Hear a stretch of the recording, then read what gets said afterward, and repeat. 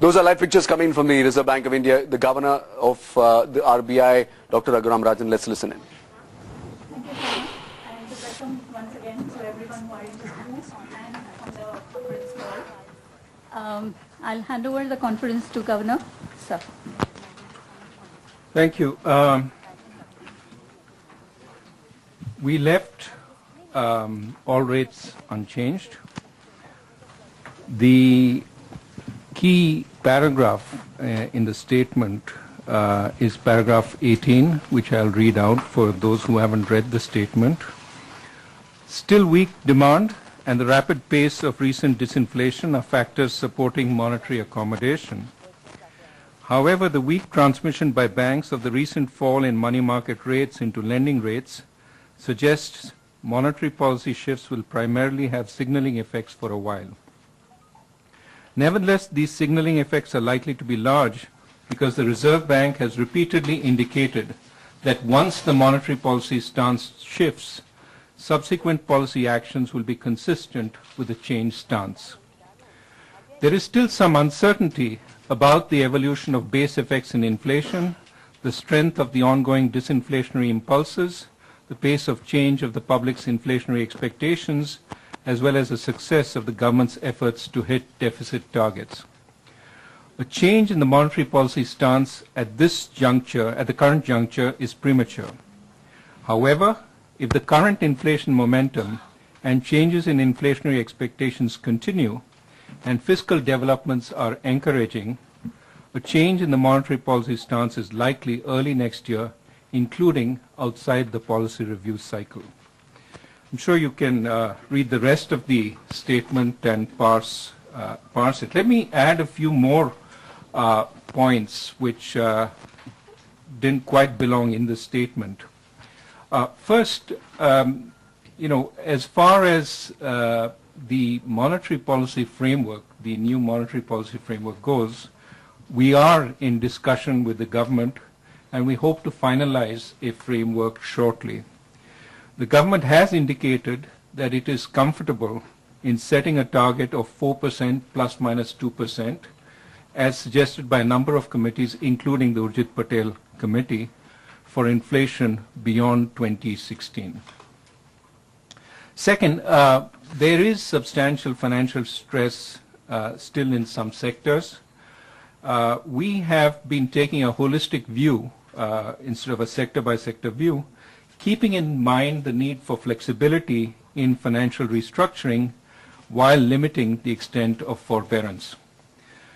In the next few days, I hope to be able to announce two key relaxations. One is a move towards 525 restructuring for existing projects, which are standard, and also to allow banks to take equity in restructurings to a greater extent than they currently can.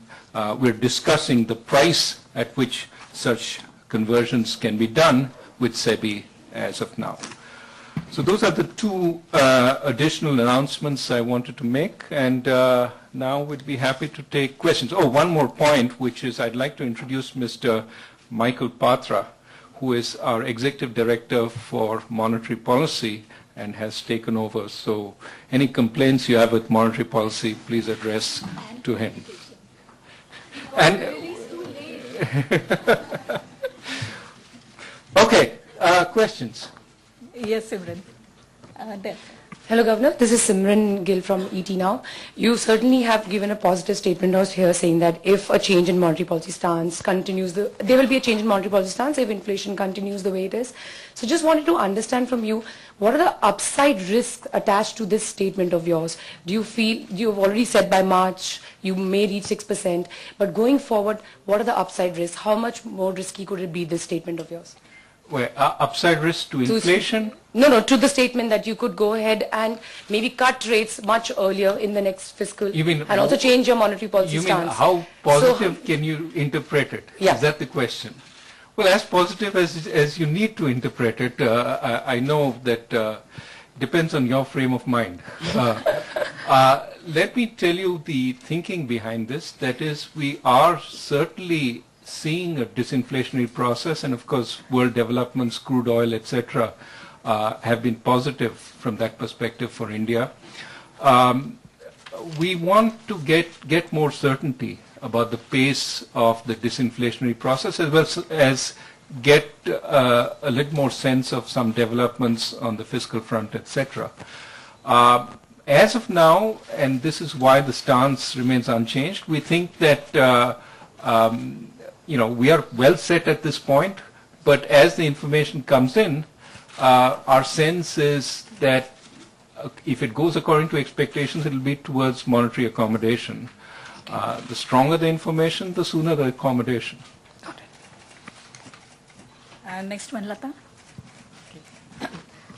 Governor, when you say that a change in monetary policy stance is contingent, if the current inflation momentum and changes in inflation expectation continue, do you mean that if it goes according to your fan chart, that will satisfy you to change policy stance, or do you want a further downward surprise?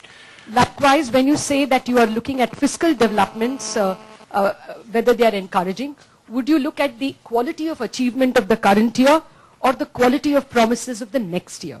Okay.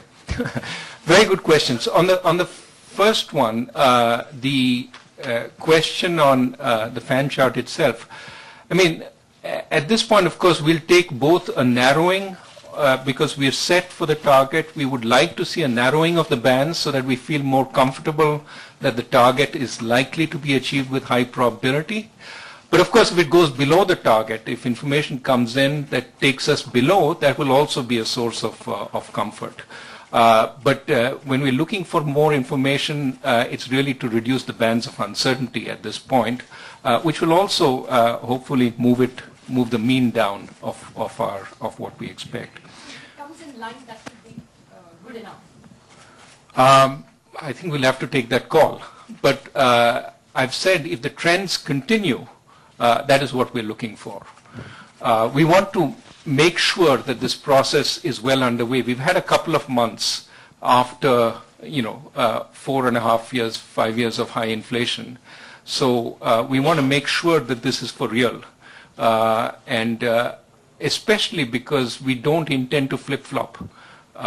Again, if the world changes dramatically or circumstances change dramatically, you will have to respond. But we don't want to follow sort of every piece of information up and down. We'd rather change and change for good. On the second issue of the fiscal, it's one of the, I wouldn't say it's the central thing we're looking at, but it's one of the number of things that we've enumerated that we would like more information on. And at this point, it is whether we can achieve the targets set for the current budget, not the next one. Obviously, we would also like to see a good budget going forward. Our discussions with the government suggest that things will be on track. And of course, what we're looking for is that to happen. Subhashri there. Governor Subhashri from Reuters. Related to the paragraph 18, if I can add, Reserve Bank has repeatedly indicated that once the monetary policy stance shifts, subsequent policy actions will be consistent with the changed stance. I wanted to understand, consistent with the changed stance means what exactly? Does it mean that you are going to be fulfilling it through liquidity or through interest rates, or, I mean, what is the priority? It just means if we're moving in the direction of more accommodation, then we're not going to do things which are in opposition to that change. So, for example, we won't suddenly, for example, cut rates one policy and then increase rates the next. That's how you should. What about the liquidity? Will that be also consistently changed? That stance will be consistently changed? I think we are already at a place where we're providing substantial liquidity to the markets consistent with the policy rate. And the idea will be to continue providing liquidity consistent with the policy rate. Just one point on this, Governor. I mean, you have been doing OMO sales to suck out, drain out the additional liquidity, which you term as maybe a structural one because of using this tool as OMO. I wanted to understand, sir, when liquidity was in a permanent deficit mode, you were not using OMO purchase to that extent that you are using OMO sale this time. You were using term repos. I wanted to understand the reason for shifting to OMO sales from maybe a term reverse repo for draining out liquidity. Right. So we have in mind a certain projection for the rate at which we want our balance sheet to grow, right? And we want to keep the rate of growth of the balance sheet consistent with what we want inflation to be. So when we find that the balance sheet is growing faster or slower, we undertake open market operations to change the size of the to adapt the size and the composition of the balance sheet to keep that in mind. So it is related to the forex. That's part of the change in the balance sheet size. That is part of the change in the balance sheet size. But there could be other reasons. So the open market operations aren't really undertaken for short-term liquidity needs or liquidity purposes, but for longer-term balance sheet related changes. So that's how you should interpret them. I know that some people have been thinking about us using it to manage long-term interest rates. We are not trying to manage long-term interest rates in any way. Thank you. Okay, Saloni. It's a nice way of asking a second question. No, not at all, sir. Not at all. You will notice it's a continuation. Since you say that you are more looking at the quality of fiscal adjustment in the current year, should we therefore assume that when you say early next year, you mean the even before the first quarter or within the first quarter itself? I'm asking to what extent do you want to look at inflation numbers? Do you want confirmation till March 2015 itself, or if the fisc and the inflation trajectory satisfy you by Jan or Feb, that will suffice? I think we've been careful about not specifying a specific month, or we're looking for information to build certainty. When we are more certain about the process, we will act. So I think that's about how much I can tell you. Early next year is calendar, not calendar year. Early next year is calendar year. Now you can parse the word early in many ways and try to figure out what early means. But really it's about us having the confidence that that those bands are tightening. Okay, Saloni. Governor, two questions. First one is on, the interactions that I have with either the Finance Ministry or Corporate India. Now, their concern is that, while formulating your monetary policy, be it what is happening on ground when it comes to the macros, be it inflation, be it crude, be it, the yesterday core sector data, you while formulating your monetary policy, seem to be disconnected with the woes of corporate India? That is the first question. Second is just to highlight and take your view on this particular line in the monetary policy. Weak tax revenue growth, slow pace of disinvestment suggests some uncertainty about the likely achievement of fiscal targets, though you say that the government appears determined to stay on course. What I would like to ask you, is there some concern that there will be some amount of fiscal slippage? Let me answer your second question first. I would use the word uncertainty, because obviously the pace of revenue inflows, etc., depend on growth, which itself is an uncertain element right now. But I would reiterate that government has told us quite strongly that they're determined to stick to the targets.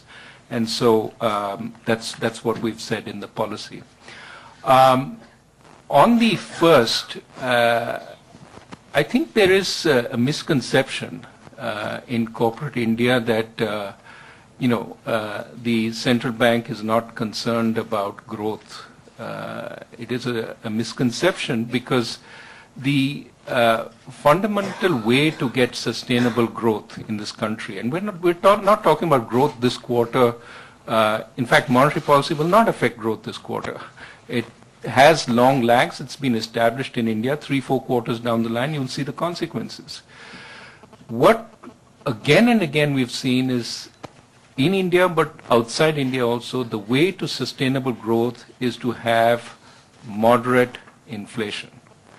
The big fight between savers and producers has been that savers are seeing high inflation and don't want to save in financial assets. Producers are seeing low inflation and say, oh my God, interest rates are so high, how can I invest? How do you bring the two together? By bringing inflation down. Otherwise, we're going to have this again and again.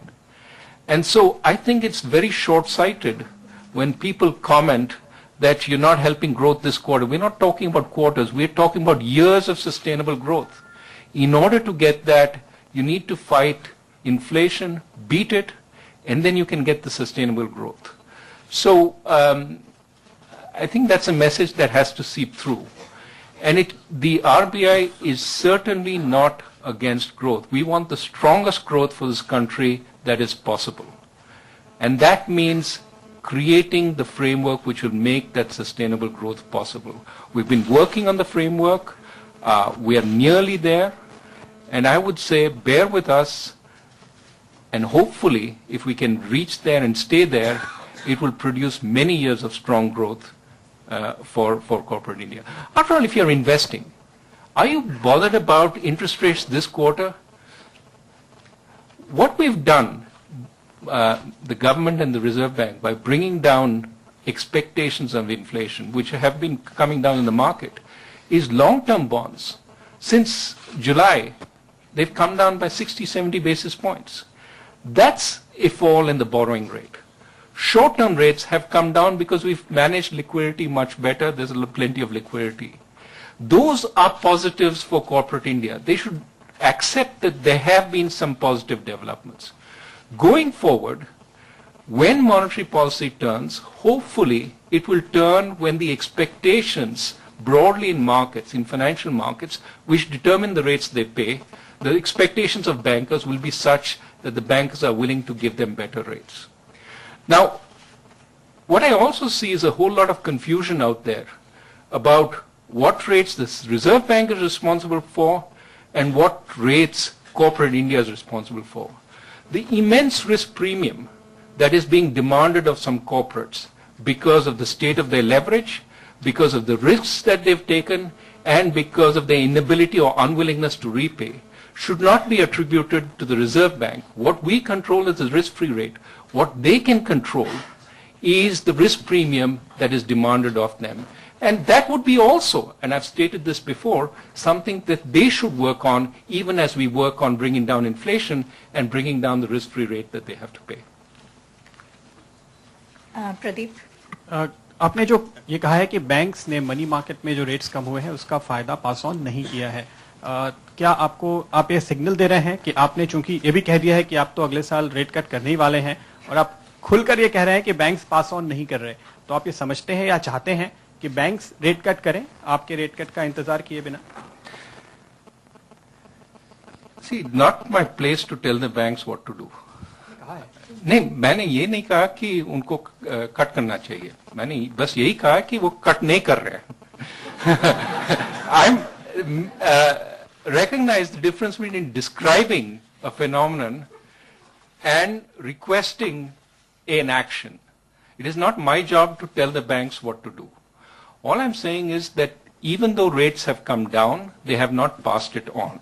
So the transmission process is still not working as significantly, and therefore, one would imagine that if past falls in short-term rates haven't been passed through, an additional rate cut, there's only a mild chance.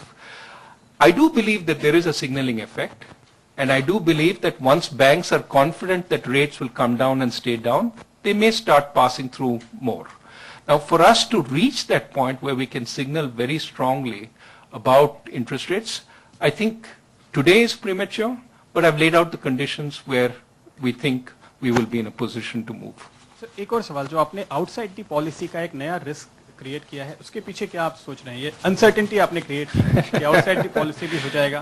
अभी तक जो 10 minute का वक्त था तो ज्यादातर जो bankers है, इकोनॉमिस्ट से हम लोगों की बात हुई, उनका कहना है कि शायद आप बजट पे बात करना चाहते हैं, इसलिए आपने आउटसाइड दी पॉलिसी कहा। I might as well leave it as a risk, not be more specific. Bijoy, this side. Hi, Bijoy from Cogensis. Couple of questions. One is on, you've said that the government is comfortable with 4% median kind of inflation rate with plus or minus 2%.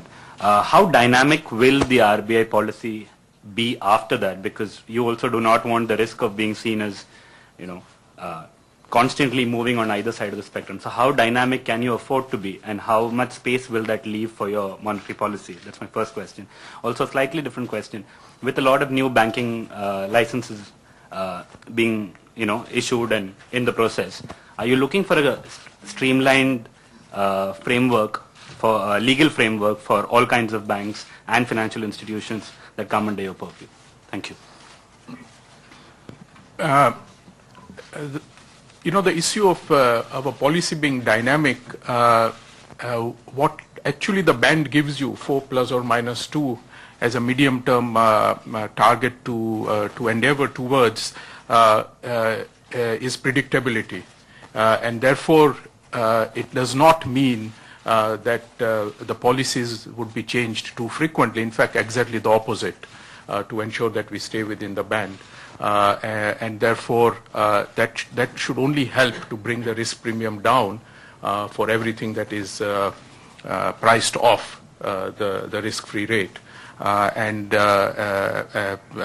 so it in fact is a transition towards a more stable policy regime, and it need not be something that would fluctuate more than in the past, in fact less so. On the banking, I would turn Sir, to... if I could just chime in.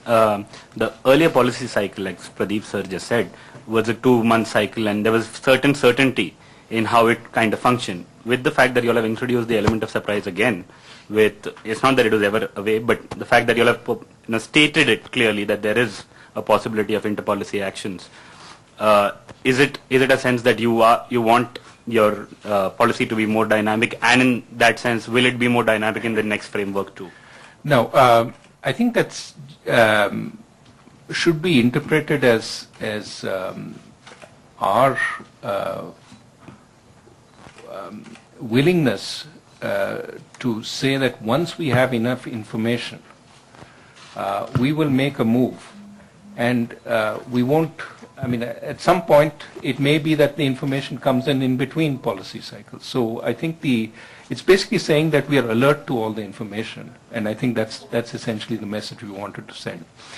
On the issue of banks, I think the licenses we are giving certainly fit within the scope of the BR Act, and therefore, at this point, there's no need to change.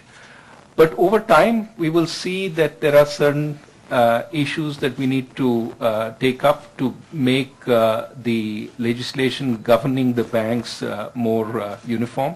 At that point, we will take it up in some new legislation. Govardhan. Govardhan from the Economic Times. Now that 4% target is almost taken by the government, is the government's fiscal path that has been laid out, is that good enough for you to get to 4%, or what more would you need in terms of quality of fiscal numbers to get to that 4%, and by when it can happen? I think for now, what you need to take is 4 plus minus 2 includes 6. So once we get to 6, we are at the edges of the longer-term target. Now, the time frame to reach the midpoint of that target and all that will have to be discussed, and it will come out.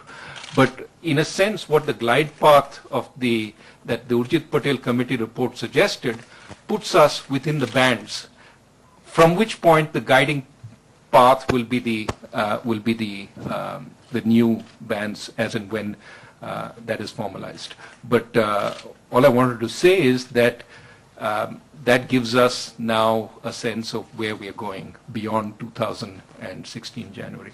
And you mentioned about, sir, allowing banks to take equity in the restriction. Is it going to be CDR by another name, or how is that going to be present to ensure that it is not misused? It will be in the restructuring process. As part of the restructuring process, today they can take 10%. They will be able to take more, as was the case before, I think, May 2013. So we are reverting to an older policy. But the key issue is the price. That was the concern then. And that is something we're discussing with SEBI. What gives you confidence that banks will be able to revive that account going forward? I mean, greater equity stake does mean more responsibility in terms of reviving that account. So what gives you that confidence that banks will be able to do a better job? Well, we'll watch the process, but this is something that banks across the world, including banks in India, banks across the world do, and banks in India have asked for this as a way of giving them greater flexibility in ensuring that the project is put back on track and that the banks get some upside if it works out. So equity is a form of upside. Now the key issue is to make sure that the transaction is done at a fair price so that the banks aren't overpaying and at the same time the minority shareholders in the company don't get a raw deal. So this is what we're discussing with SEBI, how to contour that. But I think ultimately banks will have to take a decision. It doesn't mean that they would take equity in every situation. There are some situations in which they might prefer not to and maintain their debt holdings. But in a sense, this is giving banks a little more flexibility. I think that is what we are discussing, what the contours of the valuation will be. Just one more question. Considering that you've revised the March...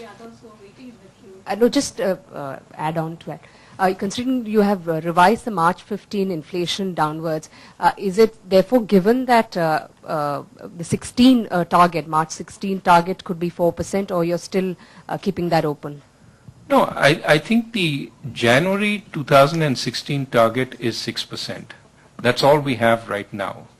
What I was putting out was beyond that, we are probably going to move towards something like, the government seems comfortable with something like the recommendations of the Urjit Patel Committee report. And so what we'll do beyond that, that gives you a sense of where we're going. But if we hit 6 by January 2016, we are at the outer extremes of that zone. So we've sort of delivered the economy into that next regime. Aparna? Sir, this is Aparna from Financial Express. You have brought the 6%, like in September we were looking at 6% in January 2016. That has been brought closer home to March 2015. So it's a clear positive you're saying on the inflationary trajectory. Plus, you have listed out a lot of positive developments at the inflation side, and some of the things that you're looking out, which will, be material to that change in stance which you say. It looks like you had decided in September that you won't do anything in December.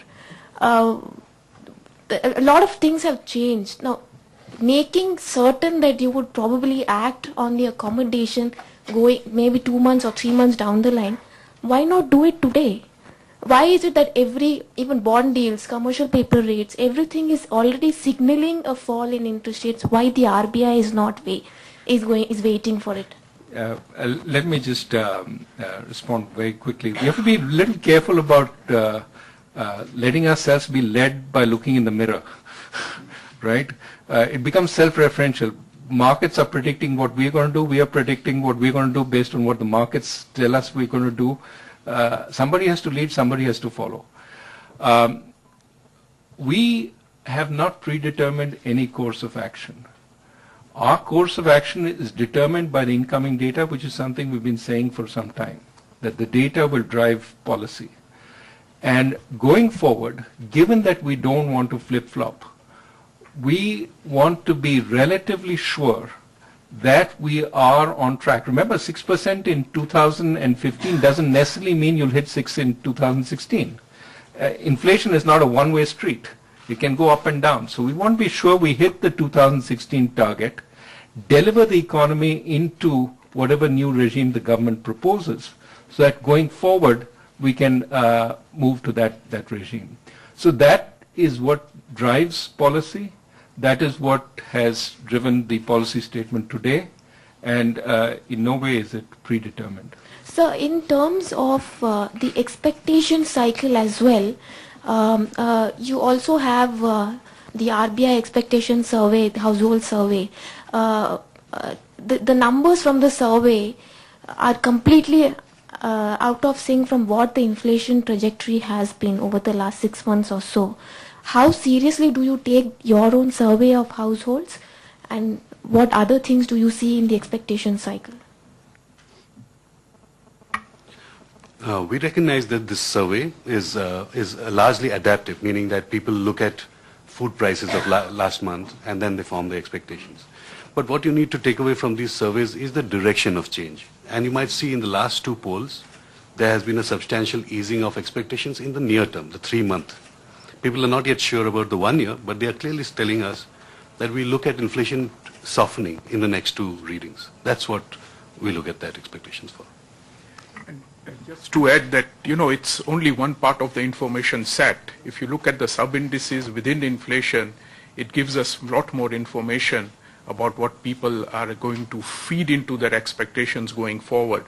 If you, for example, see a 2% or 3% fall in inflation, say in housing, it's reasonable to assume that 3 months down the line, the expectations are going to come down, everything else being equal. So it's one part of the information set, much like several other variables that we have, including our models. Also, I think people trash that inflation survey too easily. These are real people. These are real people who have expectations about inflation.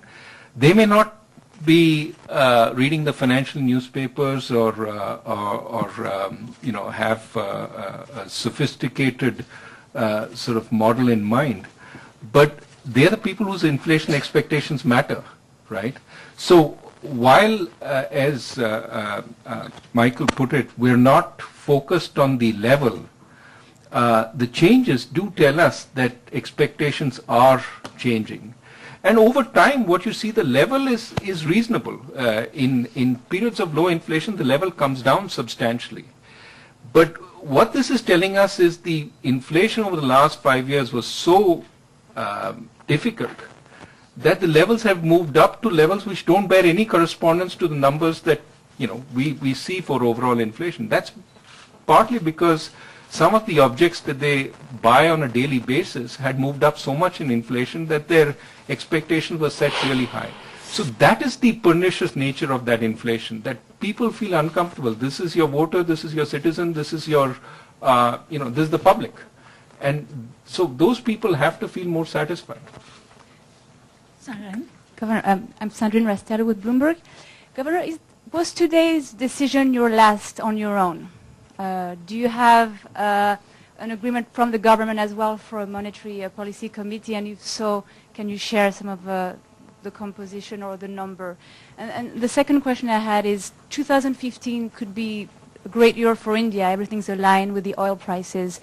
What do you think is needed on the government side for the monetary and the fiscal and reform policies to work best together? First, I don't formulate policy on my own. I have the gentleman sitting on my left as well as the gentleman sitting on my right. We all discuss and policy emerges from that. Second, going forward, I presume the outcome of these discussions, which are still going on, will be a monetary policy committee. When that will take charge, how that will take charge is something that we still have to determine. The broader point there is to formalize this collegial decision making so that it's not one person who sort of is the figurehead who's supposed to be the final decision maker. On the point of revival of growth and revival of India, I mean, our projections are for a steady pickup in growth going forward after perhaps some weakness from agriculture in the third quarter. I think the government is seized of the central things it needs to do in the short term, which is fix power, fix mining, especially coal and iron ore, and also make land acquisition easier so that some of the large projects can go on. Doing some of this will also bring down the number of stalled projects. And then the next step is incentivizing investment. Clearly, railways provides a massive possibility for investment, and Mr. Suresh Prabhu is moving fast on that. Defense production is another area for new investments. And of course, traditional investments in consumer and capital goods. There, of course, we need stronger demand to overcome the capacity, sort of excess capacity we have right now. But I have no doubt over time those capacities will diminish and you will see investment. The moment we see investment picking up more strongly, we can say we are finally out of the woods. Could I just, you mentioned oil prices.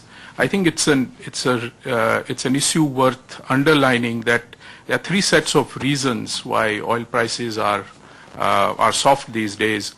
One is, of course, the slowdown in Europe more than expected, a slowdown in China. But there's a third, and there is a price war going on. The Saudi oil minister described yesterday that we would like shale production to go out of business. Now, price wars result in very steep declines, but when the war is over, you can see a rebound. So, there is no secular reason why oil prices should fall $30 within a space of few weeks. So it's for a country this dependent on hydrocarbons from abroad, it's a risk we have to build into all our projections. Once the price war ends, you don't know where this could reach. Amol? Yeah, hi sir, this is Amol from Zee Business. So my question is about NP and bad loan. Finance Secretary also had given a big statement about how the promoters are duping the banks, and also recently you gave a speech in Gujarat about the banks and the children's examples that you gave. I want to understand, sir, what is actually RBI's stand and government's stand in terms of recovering the money from the banks when you clearly say, recovering the money from the promoters, when you clearly say that there are certain number of promoters who have actually duped the banks, duped the loans?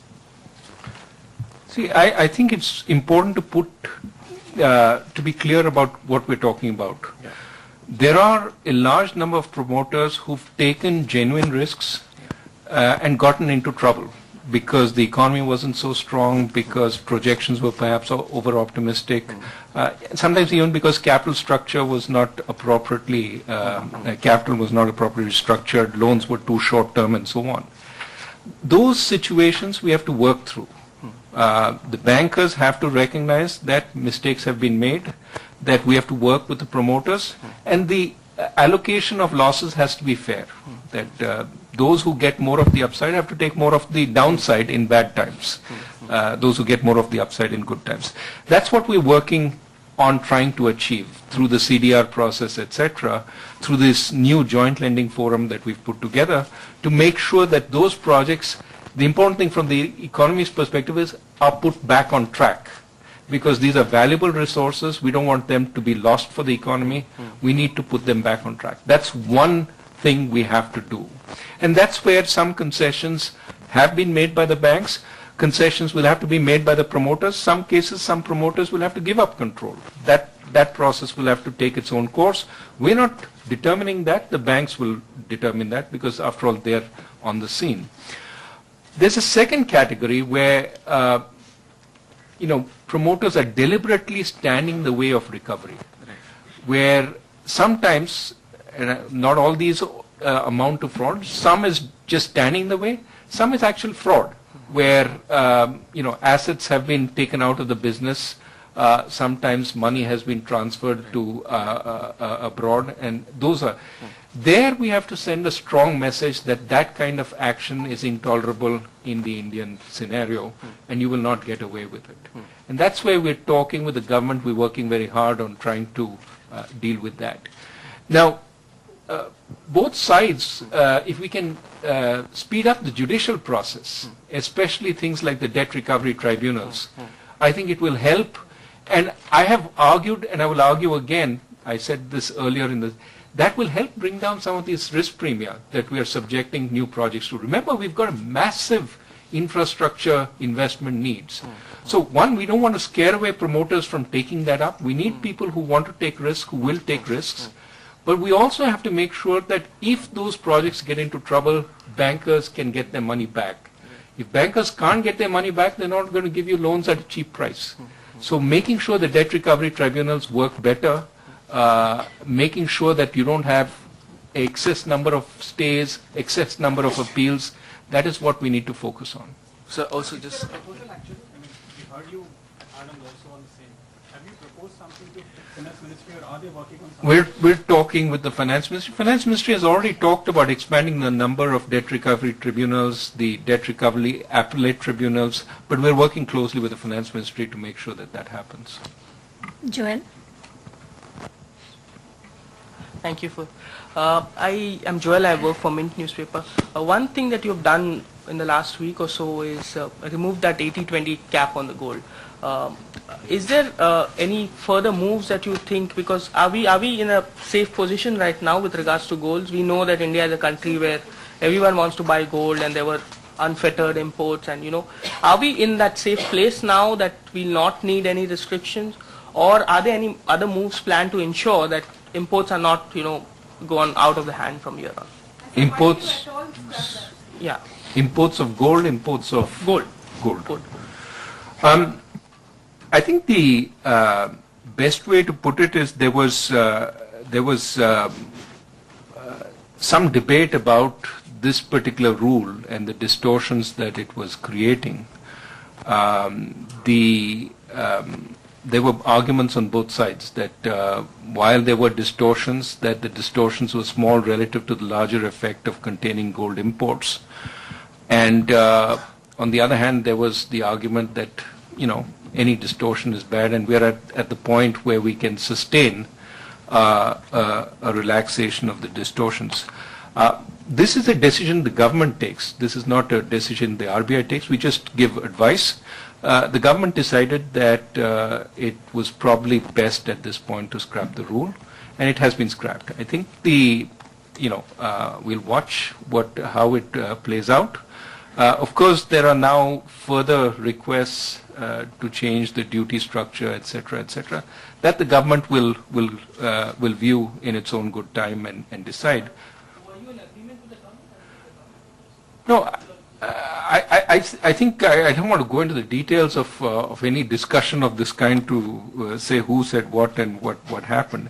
But I think the decision has been made. I think the decision is a reasonable one, and let us see how it plays out.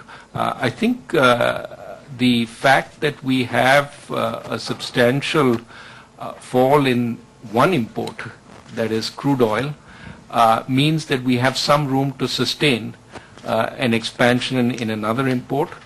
But my hope is that, apart from the natural demand for gold because of, weddings, jewelry, etc., that investors increasingly see financial assets as the home for investments rather than gold. And hopefully the performance of financial assets, both fixed income as well as equities, will convince more and more of them to put their money in those kinds of assets in a diversified and safe way, of course, rather than in real,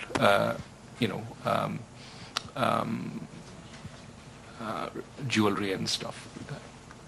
Before closing, I'll just check outside if there's any question. Shema, can you announce, please? Participants connected to the audio bridge. All right, that was the Governor of the Reserve Bank of India. We've got a whole host of experts.